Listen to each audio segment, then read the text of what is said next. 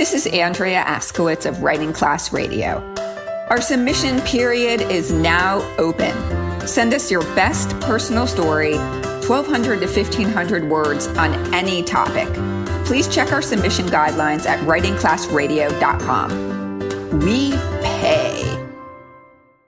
Hey listeners, this is Andrea Askowitz, producer of Writing Class Radio. Before we get started, I'm here because we need you. We need money. This is our 36th episode and it ain't free to produce. Here's how you can help.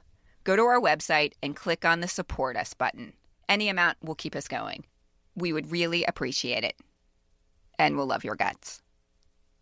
Okay, here's our episode. This is Writing Class Radio. On this podcast, you'll hear true personal stories from the students in our class and a little bit about how to write your own stories. I'm Allison Langer, a student in the class. I'm Andrea Askowitz, the teacher of the class. Together, we produce this podcast, which is equal parts heart and art. We decided to put this episode together right after Hurricane Irma blew through South Florida. It's exciting for a lot of reasons. One, because we survived. Also, this episode is a collaboration with the Miami Foundation's My Miami Story campaign. This year, we're pretty sure many people will be talking about Hurricane Irma.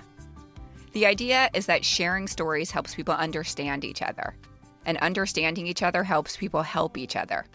To us, at Writing Class Radio, this makes total sense. It sounds a lot like our motto, which is, the best way to understand ourselves and each other is by writing and sharing our stories. On this episode, you'll hear from students in our class and some of our listeners who responded to the prompt, "A hurricane's coming. Stay or go."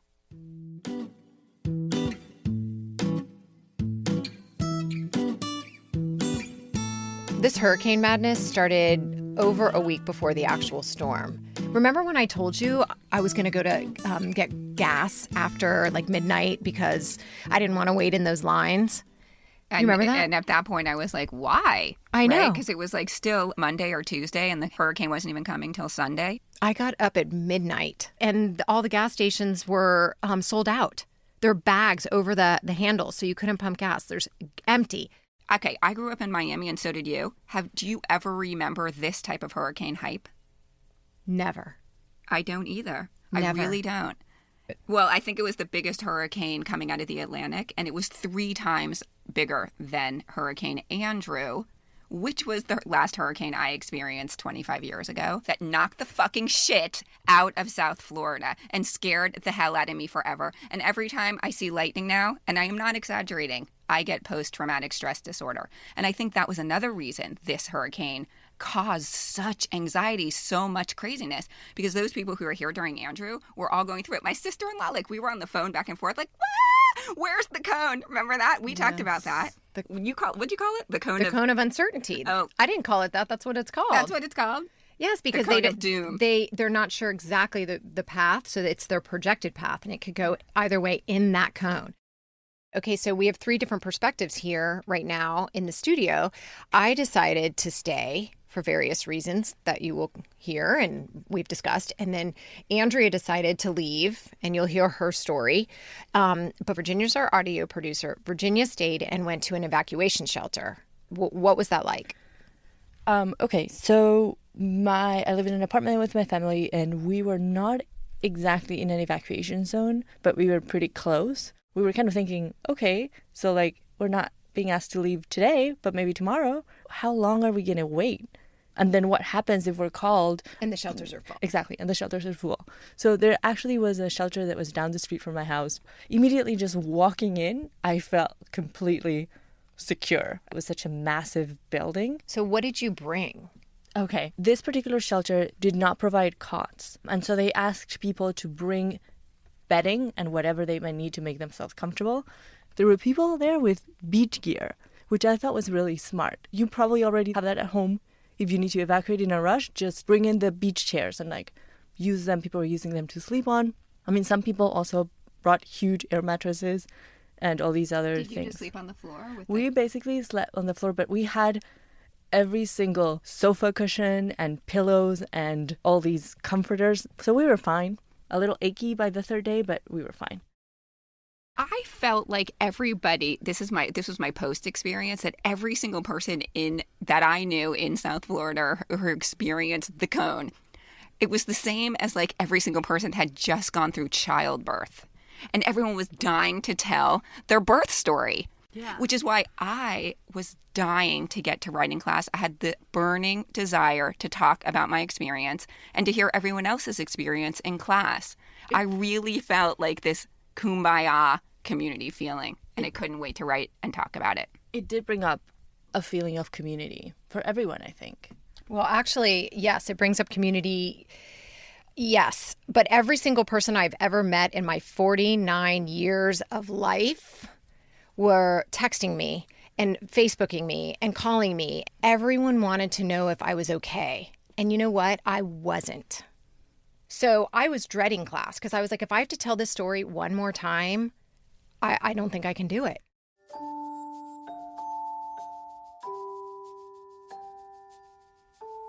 I couldn't wait to get to class, but I had to wait. We recorded at the University of Miami and the campus was closed for like 2 weeks. In the meantime, I went to High Holy Day services. I have a confession. I'm not a huge synagogue goer. But in the days after the hurricane, I felt I needed someone to help me make sense of what had just happened. Rabbi Aklepi did. In her sermon, she talked about our collective discomfort. She also talked about her father-in-law, who was totally nonchalant during the hurricane, and who in the middle of the storm revealed stories about his traumatic past that he'd never told before. Then she talked about how the stories we tell ourselves shape who we are and who we become. I was so moved by the sermon that I went back a few days later with my recorder. We are at Beth Am. Beth Am is what, like the biggest synagogue in the world? It's pretty big. Maybe the largest in Florida or close to the largest. So how many people came to the Rosh Hashanah service and heard your sermon? Probably around 800 or 900 people. I asked Rabbi Aklepi how she prepares for a sermon. A sermon is essentially a really good story. And how did she prepare for this sermon that she gave on one of the holiest days of the year, only days after Hurricane Irma? I think that rabbis and probably other clergy people who write sermons, whenever they're faced with that task, they go around their day thinking, is there a sermon in here? I read anything and everything. I will read things that are popular about personal growth. I'll read things that are popular about business philosophy and practice. I will try to read things that are very traditional and philosophical in terms of Jewish text, core liturgy and core stories of the holidays, and try to synthesize all of that together to write a sermon that's relevant and resonates for people. I'm one of those people that is a late writer, lots of cultivation, and writing very close to the last minute because I really want to feel the vibe of the community at the time. So what I do is I sit down and think and sometimes even ask people, what's important for you to hear this year? She said coming out of the disruption of Irma, the vibe was pretty clear, and that she hasn't felt this type of shared experience since 9/11. The community was physically all over the place, emotionally all over the place, still very frustrated not having power, kids not being in school, workplaces disrupted. That was clearly a goal of mine, was to try to regroup and let everybody take a community breath and do a sort of check-in for the congregation. Look, we're all here. We've had a difficult time, but we're really okay. In her sermon, Rabbi Aklepi talked about her father-in-law, who was 9 years old when his family had to pack all their belongings and flee their hometown in Romania. They were stuffed into a cattle car for 16 days and taken to Siberia. It was during Hurricane Irma that he told these stories for the first time. Sitting in the dark, what came to his mind were stories of the past when he was really frightened.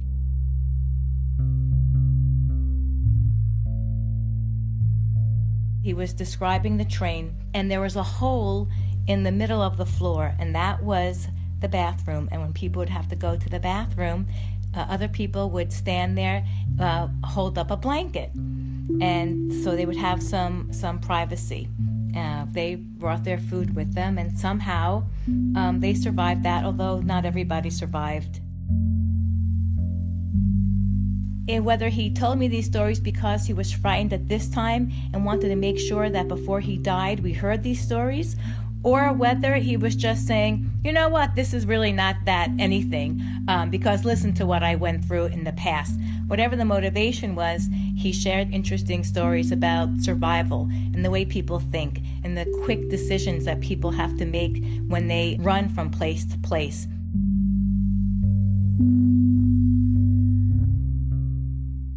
I certainly in no way wanted to trivialize what we went through here, which was uncomfortable and disruptive, but certainly not terrible.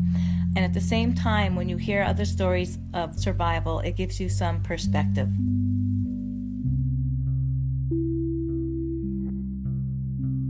Perspective is important given the damage Irma caused in the Virgin Islands, Cuba, the Florida Keys, and the Gulf Coast, and the complete destruction Hurricane Maria caused in Puerto Rico a few days later. Sitting in synagogue with the congregation, listening to Rabbi Aklepi, made me feel like I'd survived something big with my community. The stories we tell ourselves and each other can help us survive.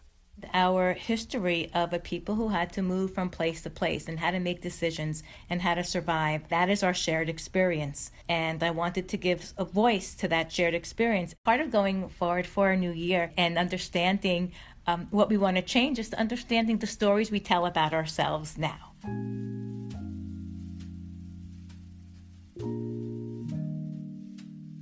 As Rabbi Aklepi said, Jews have been telling stories from the beginning of time, and it's helped them survive. All people do it, which is exactly why I couldn't wait to get together with my people, our class, and tell our stories. What you're about to hear is the unedited, raw emotion that came out of our class on our first day back after Irma.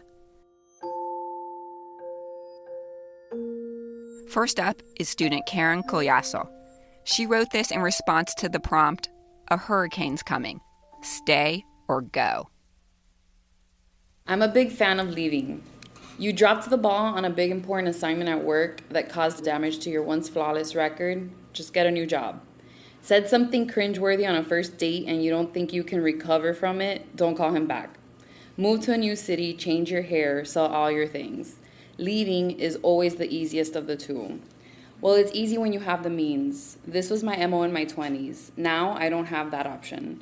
When it was obvious that Irma was coming for us, I would have loved to have been able to jump on that first flight to Johannesburg to escape the third world conditions post-Hurricane Irma with a girls' weekend getaway. Instead, I stood in line for 8 hours to buy 5 pieces of 4x8 plywood. I spent another 2 hours in line hoping to find sturdy nails, 4 hours waiting for gas, and countless hours searching for non-perishable food items. We never did locate a battery-powered radio. I stuck it out because my sister and I thought it was more economical. These days, I'm adulting like never before, making decisions to stay, not move, hold out, but only because of money. Instead of leaving, I endured hot nights with no power, and my sister and I at each other's throats, and a very weird sunburn from standing outside of my apartment building, boarding up our 3 very large windows and sliding glass door. It took us an entire day. I'm not a better person for it. I'm actually still pretty pissed. The thing about staying is that when things don't go your way, you really are stuck facing your weaknesses, and what else can you do but try to address them? And when you don't have the energy to address them, what then? You can't ignore all that anger that is festering in your gut if you don't have the ability to escape your inner torment by binge watching Netflix. Nothing hurts more than not being able to leave your inner world. Without electricity and the comforts that I've grown to depend on to calm my inner kingdom, life was total shit.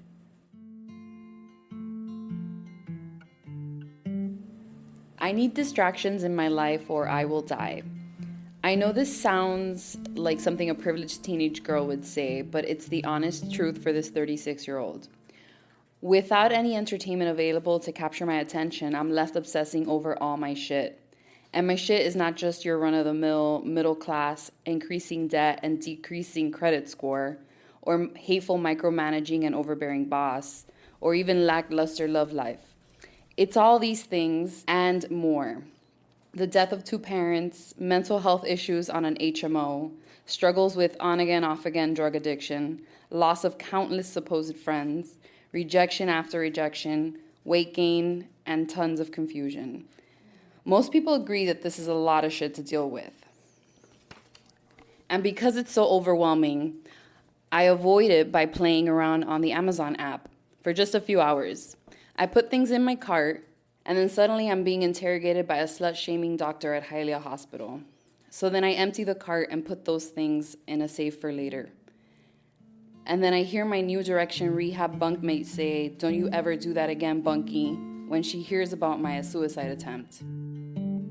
So then I empty the cart and start all over again.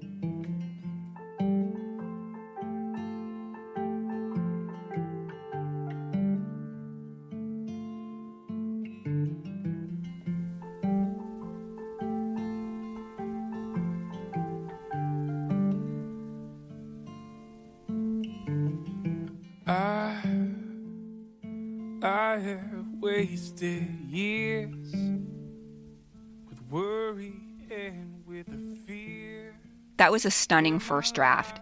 Karen couldn't leave because she couldn't afford it. Then there's a twist, and the story becomes about how she tries to escape, leave, life in general. Karen's really good at making connections. She takes the hurricane and makes it a story about her personal struggle. Misha Burrell is next. He's one of our students. He begins his story with Maya, his girlfriend from St. Paul, Minnesota, who's never lived through a hurricane.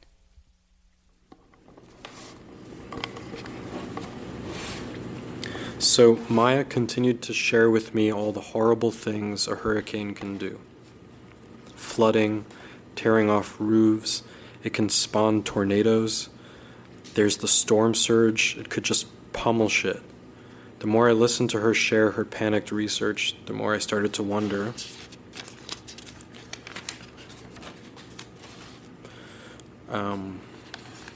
why I hadn't thought about any of this shit before. I've lived in Miami most of my life and never once actually worried.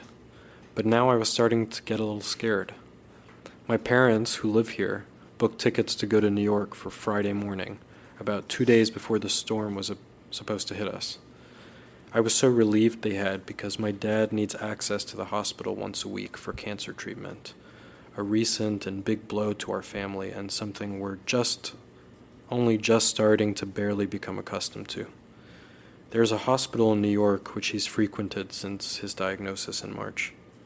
He's fighting for his life, and the thought that any of this fucky hurricane shit can fuck with his treatment was really starting to scare me.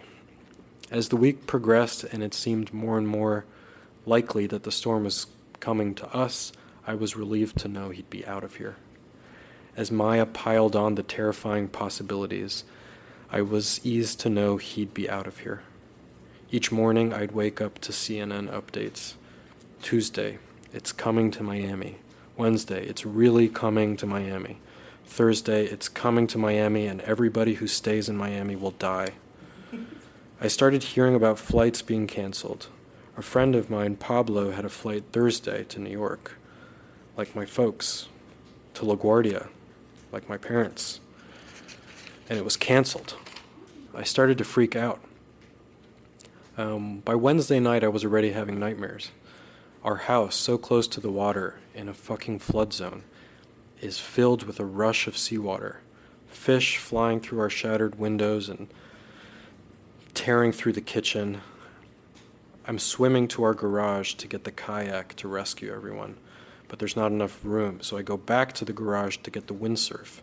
And then I remember all the cockroaches that live in the garage, and I start feeling so sick. And then I woke up and I looked at Maya and said we should move the kayak into the living room and the windsurf into the kitchen.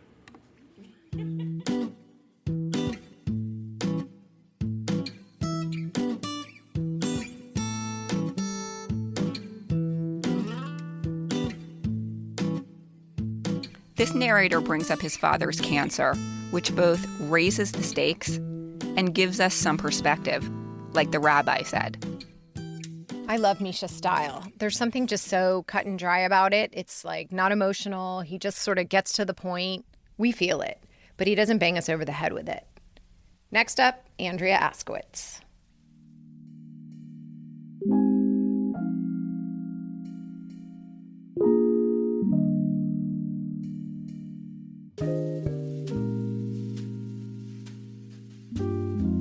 I don't think I'd ever been so scared.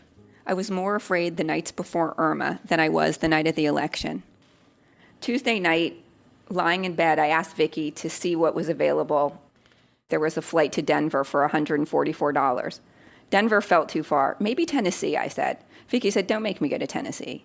We were still thinking vacation. But while I dawdled and got greedy, Denver was taken. No flights to Denver on any airline.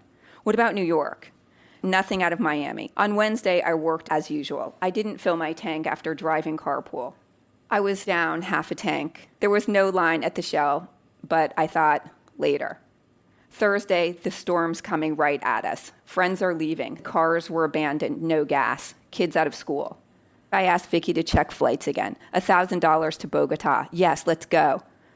She said it was too much. She said without saying that I was a spoiled prima donna. $4,000 is worth it, I said. I felt like a spoiled prima donna. I didn't like myself. I organized our water, batteries, cans, fudge striped cookies, bagged the photo albums. At midnight, I told Vicky I wanted to leave. This was the biggest storm ever. This storm outsized Andrew by 300%. Vicky wasn't here for Andrew. She didn't know. She couldn't. Breathe, she said. Ha, ha, ha, ha. That's like yelling, relax. I went to the bathroom 6 times that night. I woke Vicky at 2. Maybe we should leave. I don't remember shaking, but Vicky said I was shaking.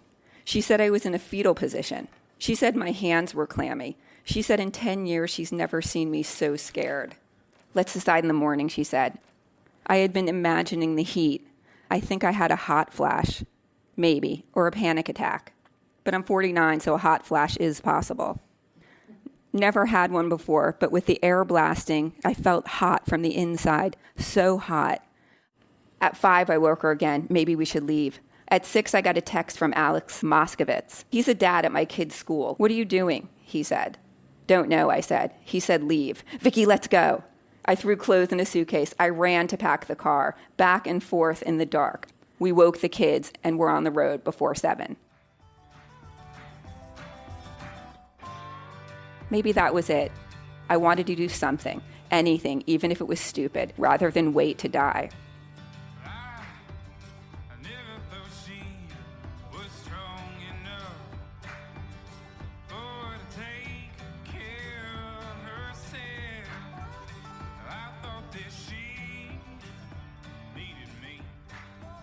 What I love about this story is that we get this narrator's personality. She wants to be in control, but she also doesn't want to be the person who makes the wrong decision. I made the decision to stay. I'd been through hurricanes before, and I was prepared, and I felt like I was in control. Up next is the story I wrote. We had 2 prompts in class that day. This is my response to the prompt, fear. The hurricane didn't scare me, although I made sure to pack all our passports, birth certificates, and insurance policies in a Ziploc. I packed my jewelry in a waterproof bag, and I included a change of clothes in case the roof blew off and we had to run into a safe space. I also backed up my hard drive and left it at my dad's house with a change of clothes for all of us, blow-up beds, and comfy blankets. The hurricane didn't scare me until my dad broke his hip, pulling fallen branches from the street. I always heard a broken hip as a game changer for older people. But it wasn't really until I walked into his hospital room post-surgery that I considered my dad might die. He was pale and weak, and his creatinine levels were high. His girlfriend said she saw a spot on the ultrasound. I thought, oh, now she's a radiologist? But that night, I didn't sleep. Life without my dad rolled through my head like a movie on replay. The saying, most of the things we worry about never happen, also replayed in my head as I pushed out the thoughts I wanted to avoid. I devised a plan for the next day. I walked in the hospital with grape juice, my dad's favorite. I brought mineral powder to flavor his water. My dad doesn't drink water, he needs juice. I also asked the nurse why the IV cord was dangling from the bed instead of depositing fluid into his body. Can you give him a shower, please? He still has dirt all over his legs, and he smells. Please. He's a man who showers twice a day. Then I called a rehab facility and got him out of the hospital, still unshowered. I get scared watching my dad fight to lift his leg off the bed just to get to the toilet. Before he fell, he was strong. He played golf every day, took my kids out for lunch, rode a bike. 80 looks old from the recliner next to his hospital bed or from behind his wheelchair. My kids fight over who gets to push him to whip and dip. They are excited that he's coming to live with us. Sloan, my 7-year-old, said this afternoon, "Mommy, Grandpa will be so much happier here. He can help me with my homework, and you can cook good food for him." Blake said, "Is Grandpa going to make us watch Fox News and golf 24/7? Jackson, my 12-year-old, and my dad's golfing partner, was so sad he couldn't visit his grandpa tonight. He called from the car on the way home from his golf tournament with play-by-play of every hole. Grandpa, I shot 3 under par. I was the best one today." And I turned my head to face the window and cried.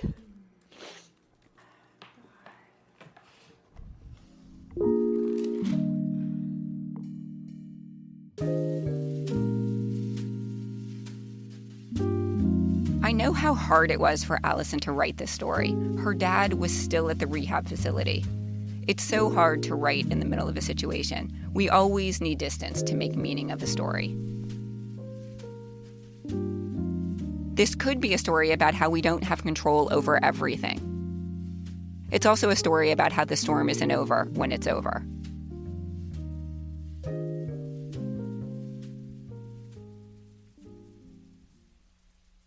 Before we get to our listener story, a word from our... Hey, writers. For the last 45 years, I've been going to tennis clinics to practice forehand, backhand serves. What does this have to do with writing? Well, practice, I've learned in the last 45 years, is what it takes to get good at anything. And that's why Writing Class Radio hosts a tips clinic, a writing tips clinic. We do this every second Saturday so that we can all practice going to scene, writing like we speak, omitting needless words, everything that it takes to become great, or at least better at writing.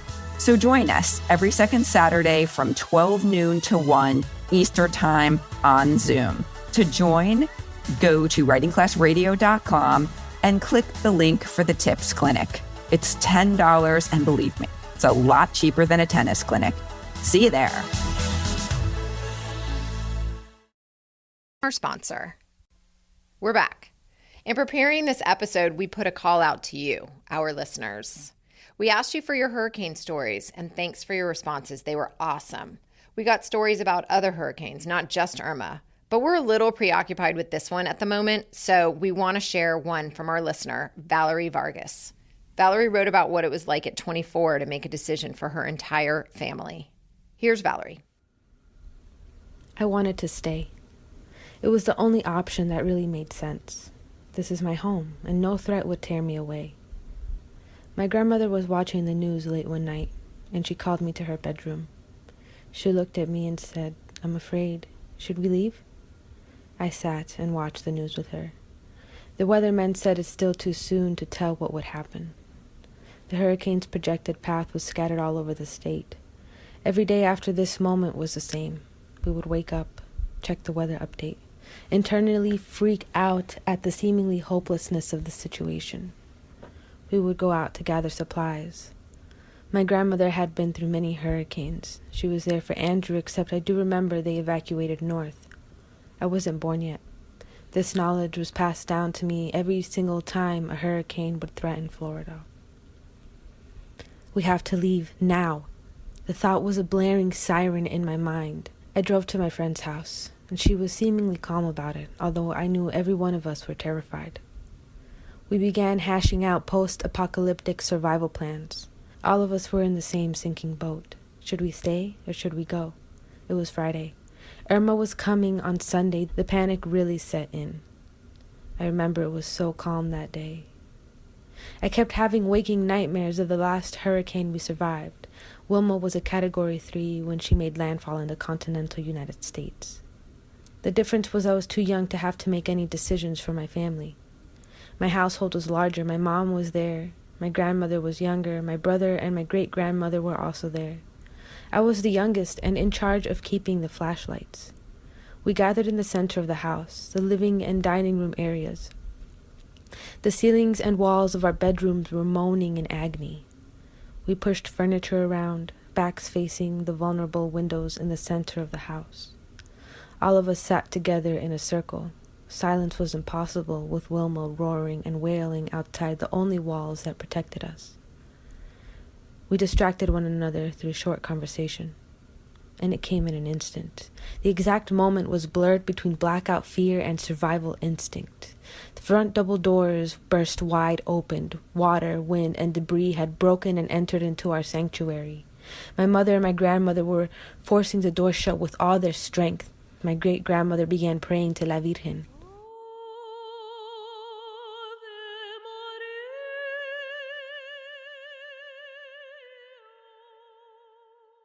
We have to leave now. I kept visualizing us flooding and having to swim with my grandmother attached to my back to safety. I had to make this decision this time, and I didn't know what to do. 23 and the only capable driver, I had to keep my mind on the greater good of us all. We were about an hour and a half north, and I began to cry.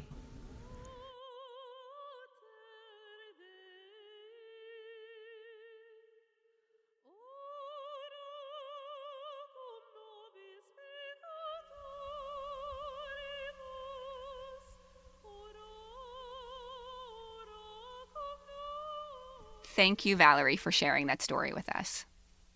Our last story is by Carol Coombs. You'll hear her adorable British accent. She was so scared, poor thing. I hear you, Carol. I was scared too. I've never packed a suitcase the way I did for Irma. I took my worst beaten up clothes for slumming around and stuffed them into my luggage. I packed sturdy shoes, underwear and socks. I put my passport, social security ID, birth certificate, immigration paperwork and some keepsake photos in a waterproof folder. With suitcase ready, me and my life partner and our 20-pound cat were ready to go to Fort Lauderdale. But our friends sent us a text at 4 a.m. 4 a.m. informing us that they had changed their mind and they were now leaving to Tampa. We were now hysterical. With tears, we scrolled to the next text message from another friend. Come, stay with us in Coral Gables. Coral Gables sounded great, but then we started worrying about all the trees. What happens if a tree falls on the roof or on the car? Our friends agreed we could defer the final decision for another 24 hours. Next, we made a sanity-saving pact to not switch on the doomsday news, except for the 11 p.m. advisory on Channel 10, where we, and now 6 neighbours from our condo block, would soon gather to obsess about the cone and current track of death while drowning a tequila shot. We knew Irma was bad. By now it was Saturday morning, and our friends in the Gables were anxious to know our final decision. Based on all the disinformation we had, there was not going to be the storm surge we had anticipated. The cone was tracking west, and our building manager had just arrived to announce, imagine this in a French accent, I've been sent here to tell you that you are all under a mandatory evacuation, but don't leave. You would be stupid to leave. The walls are made out of concrete. He slammed his hand hard against the walls. City Hall is across the road. The main fire department is in walking distance. And so, hours before Irma was scheduled to hit Miami Beach, we decided to stay. And then we waited.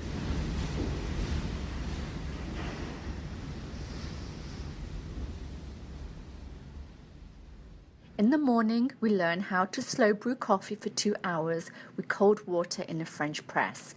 We take out bicycles to check on the LGBT visitor centre, friends' houses and apartments to reassure them on Facebook that it's time to come home. That evening, we brought out tiki torches and drank mojitos. That was how we spent Irma at the Fairview in Miami Beach. This is Carol Coombs.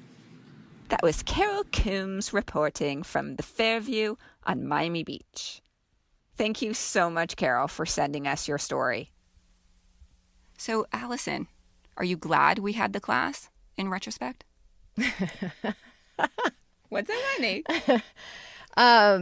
Retrospect. I'm super depressed for days, but Did I feel better? I feel better now. Once I shared the story, once I wrote it and cried and got it out, I was like, all right, it's time to move on. That's it. So, yes, I guess the class was good. I'm glad we did it. In retrospect. In retrospect. It's important to share our stories. Like Rabbi Aklepi said, we are shaped by the stories we share. Stories hold us together as a community. They help us make sense of difficult times. They help us survive. Thank you for listening to Our Miami Story. Before we go, I want to tell you about our fall writing contest. The prompt is Secret Pleasure. Check out our website for details. If you want to make writing a daily practice, join our growing community of listeners who respond to our daily prompts and give feedback to each other. Click on our daily prompts also on our website, or record what you wrote with the voice memo on your cell phone and email it to us at info@writingclassradio.com. Hey, if you have a business or a startup, let me help you tell that story. I'll come to your office and teach all your employees how to better articulate why they do what they do. Because stories sell. And Allison is up for hire. She'll come to your retreat and help guests write through their shit so they can live free. Writing Class Radio is produced by Virginia Laura, Andrea Askowitz, and me, Allison Langer. Theme music by Ari Herstand. Additional music by Kevin Miles Wilson. The Boundary Birds, TJ North, and Poddington Bear. Writing Class Radio is sponsored by and recorded at the University of Miami School of Communication. This episode is sponsored by the Sanibel Island Writers Conference, November 2nd through the 5th, 2017. Join Andrea and sign up today. There's more writing class on our website, Twitter, and Facebook. Study the stories we study and listen to our craft talks. There's no better way to understand ourselves and each other than by writing and sharing our stories. Everyone has a story. What's yours? Leave. Always leave. Gripping the steering wheel in my car after an intense workout, I screamed harder and louder than I have ever screamed before. Tears trickled down my face as a passerby jumped at the sight and sound emanating from my car. This is just one example of the immense grief I felt after my husband died by suicide, instantly leaving me a single mom. My name is Alexandra Wyman, and I am the host of Forward to Joy, where I share the tools and supports that have helped me work through my grief. Check out Forward to Joy if you're looking for more tips to help you work through your grief and find those moments of joy. Forward to Joy with Alexandra Wyman. Listen now on Apple Podcasts, Spotify, and at forwardtojoy.com.